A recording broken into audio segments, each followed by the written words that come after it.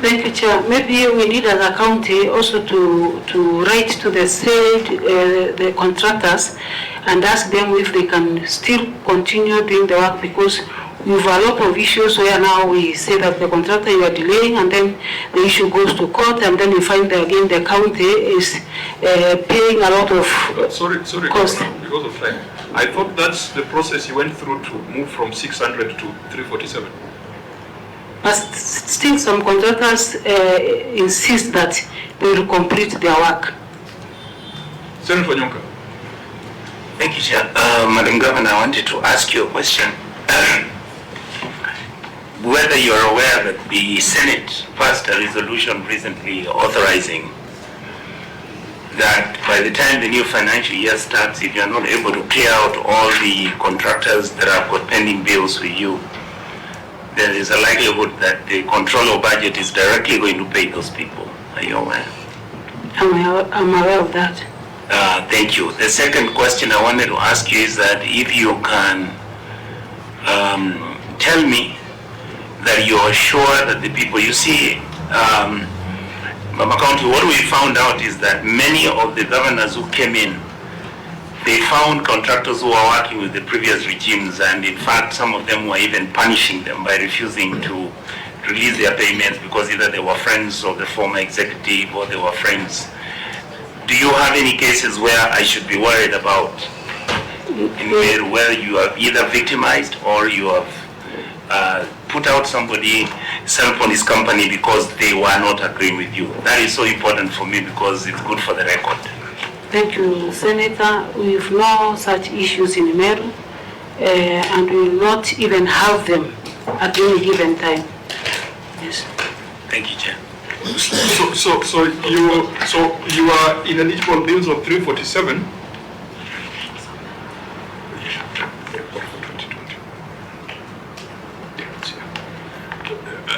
So when will your contractors in Meru be certain, fully certain? Because in my experience, Honorable Deputy Speaker, the contractors were usually put on the ineligible list are the ones who usually demonstrate in town, saying that they want to be paid. They're the ones who tend to, cause discomfort. And if you don't have a timeline to conclude that, they'll continue walking around with banners. So I don't know whether, Deputy Speaker, you have a view of this, because in my county it's a problem. Yeah, I was a bit confused when the governor said that these contractors are still willing to continue working. But I understand, to my knowledge, is pending bills is work which has been done but not paid. That is what we are trying to handle. And to that extent, you realize that most of the people, if you go by the statistics of the latter percent on the query that county government has not employed people from outside, still it translates that this 347 million is owned by the Meru contractors who are residents of Meru. And I don't know whether there has been concurrence with them that these are ineligible bills and they will not be paid forever and ever, amen. So I don't know how to manage this Meru community, Meru peoples, Kenyans, who have 347 million unpaid by the county government. And that is why I was seeking, because of we are under transparency and accountability. Have you called these people to agree that you will never be paid, like in, people are getting through. We need public participation. Let everything be put clear. This is the list of contractors. This is what you have said you have done, and you did not do. Even the members of public can be able to say, in my area, I saw these people working. So if you can be able to disclose these contractors and the work they are saying they did, the community can also be able to ascertain whether that work was done or not through that public participation and open communication. Because the optics it gives is that when you take over office, you say that I did an audit and 600 million was fake. But then you quietly go ahead and pay 253 million. of the 600 million. You're remaining with 347 million. You might end up paying it all. But you had already proclaimed that I inherited 600 million in terms of fake bills. So those 347 owed to the people of Meru, are you going to pay? And if you're still refining, till when? Thank you, Chair. For the almost 350 million that is not paid to our contractors, we've budgeted an average of 250 million for the same. Again, Senator, but I thought that was ineligible. Yes, for those I'm that talking about the ineligible. I'm not even talking about the eligible. Wasn't 347 the ineligible? The ineligible, Chair, some of the contractors are going on and finishing their work, and that's why we have a monitoring and evaluation team on the ground to make sure that what was in the PQs, what was supposed to be done is done, and once everything is done, then there is a clearance for them to be paid. But now if you go... Likely to pay all of them? Not all, the work that is done. Governor, help us. You started from 600 ineligible. You have verified, you have paid 250, isn't it? Yes. 250 million. You are remaining with 350 million. Are you going to pay it, or it is totally ineligible?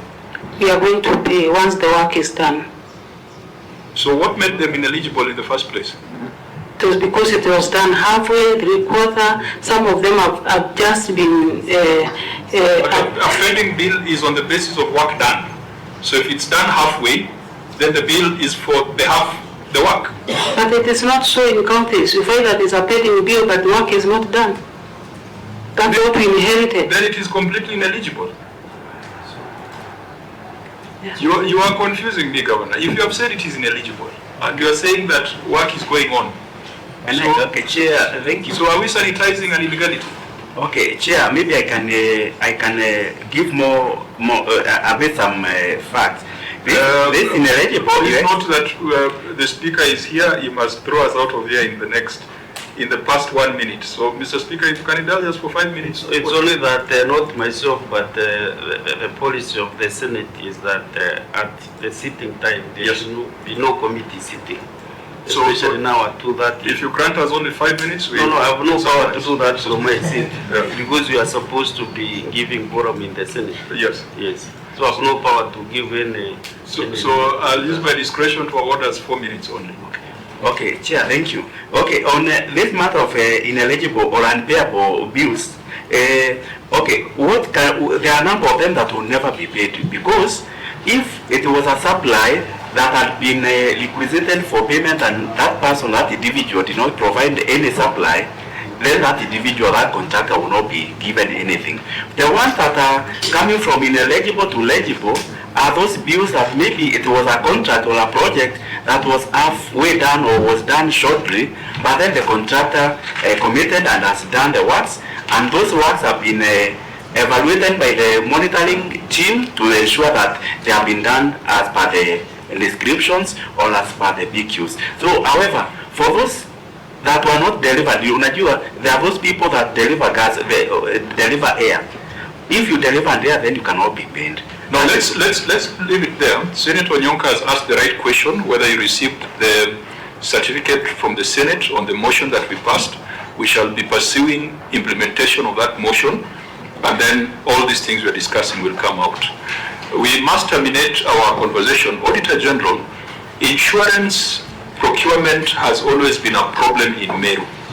I recall every time I've sat on this chair, there's been an issue on insurance, and there are huge amounts of money. I want to ask that you keep it in view that even in this financial year, look at the insurance arrangements and make sure that they are in line with the law. I think the other thing that I was going to query was the construction of the low-cost office. We have seen the responses from the county, and I've seen that you have attached, finally, a certificate of practical completion. We shall look at that and write our reports. This then effectively means that the next time Governor Kawira appears before the Senate, she will appear to respond to the financial statements prepared during the first year of her tenure as governor for Meru. We have dealt with the key issues of the past. and there are few financial statement or reporting issues which we shall be guided by the auditor in writing our report. But our next appointment with Meru will be to consider the report for the financial year 2022-2023, and that shall also include a consideration of the receiver of revenue reports. We shall consolidate for the 2 years so that we get visibility on your own source revenue performance. With that, I will ask the governor for closing remarks, and then we'll donate our time to the Deputy Speaker for closing remarks. Thank you, Chair. I'm very happy today because with my team we've learned something, and for our year maybe don't call us, we'll just give us some space to breathe because today has been a very hard day for us. Thank you.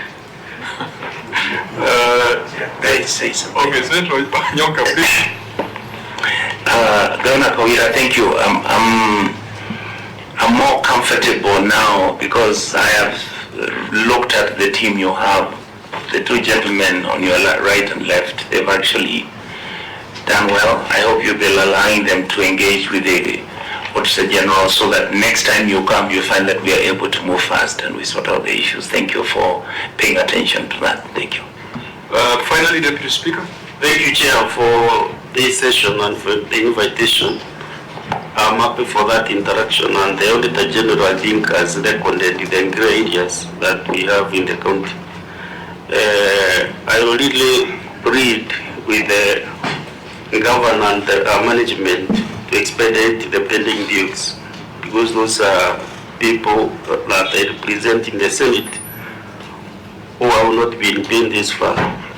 So those people, the CEC, Finance and CMT will never be paid. Can you kindly expedite that process so that you can make, I told you make a public disclosure that these guys have seen they were to be paid this work and they never did it. If it is a bridge in a small community, they'll be able to tell you these people, I saw them here and doing this work. So expedite that process so that also as we implement what we decided as the Senate on pending bills so that our people can be paid. I'll be very happy indeed because I've been so reluctant to appear before CPIC and CPAC on financial years which the government did not serve, was not serving.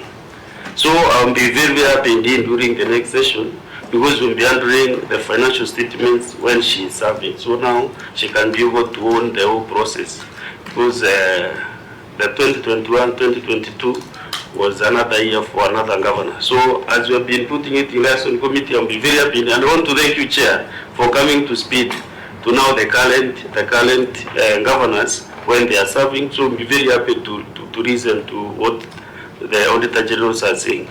Since they have run for the last 2 years, I think their financial year should be very perfect, excellent, so that we can get value for money as a Meru community. Thank you, Chair.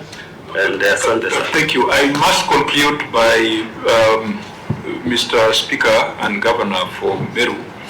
I must apologize to the people of Meru because when we had the impeachment proceedings, I made comments that were taken out of turn. Mr. Speaker, the problem is that I think in Abasuba, then I translate to Luo, then I translate to English. And as a result, I made comments which perhaps were taken out of turn. Mr. Speaker, I want to apologize because my statements made an impression that there was lack of sanity in Meru County. I have a lot of confidence in the Deputy Speaker as a leader of the Meru delegation, and I did not wish and I do not wish to impute any improper motives and to challenge his lucidity.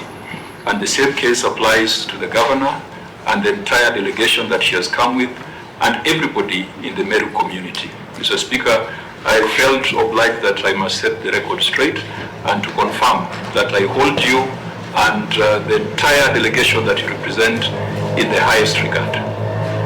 So, Chair, on that matter, I'll be requesting you maybe through the Speaker to expunge that statement from the record of the House, so that now we clean the whole community. I think that would be the best thing to do. I give you an inch, you take a mile. I'll be requesting you, and I'll be happy to do so. Yes. I'll be happy to do so. Thank you very much. The meeting is adjourned. The committee shall meet on Thursday at 9:30 a.m.